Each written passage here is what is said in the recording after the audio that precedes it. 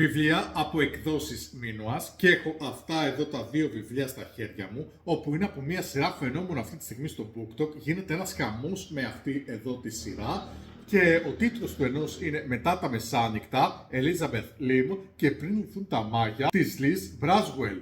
Κι αν η Στακτοπούτα δεν δοκίμαζε ποτέ το γυάλινο γοβάκι, κι αν η μητέρα της Μπέλ καταργιόταν το τέρας, τι θα γινόταν εάν, άραγε τι θα γινόταν εάν, θα το δούμε αναλυτικά σε επόμενα βίντεο και με post κριτική σε αυτά εδώ τα δύο βιβλία. Στη συνέχεια θα συνεχίσουμε με μια αγαπημένη μου συγγραφέα, είναι αυτή εδώ, έχουν κυκλοφορήσει 4 βιβλία της στη χώρα μας, αυτό εδώ είναι το 5ο, έχω διαβάσει τα 3 της βιβλία, το 4ο δεν το έχω, μου άρεσαν πάρα πολύ, Felicia Kingsley, η χαμένη ερωμένη του Shakespeare.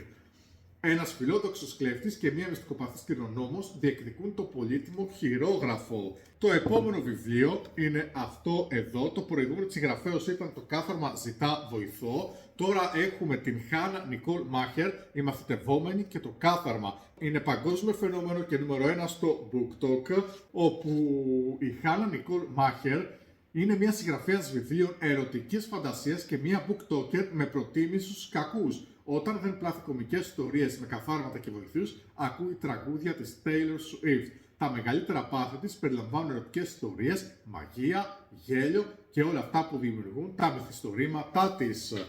Θα συνεχίσω με δύο Έλληνες συγγραφείς, με τον κύριο Γιάννη και Μαρίνα Αλεξάνδρου. Είναι συγγραφείς των 700.000 αντιτύπων, η απαγωγή της Ιέρειας. Ένα βαθιά συγκινητικό ταξίδι από την αρχαιότητα μέχρι σήμερα.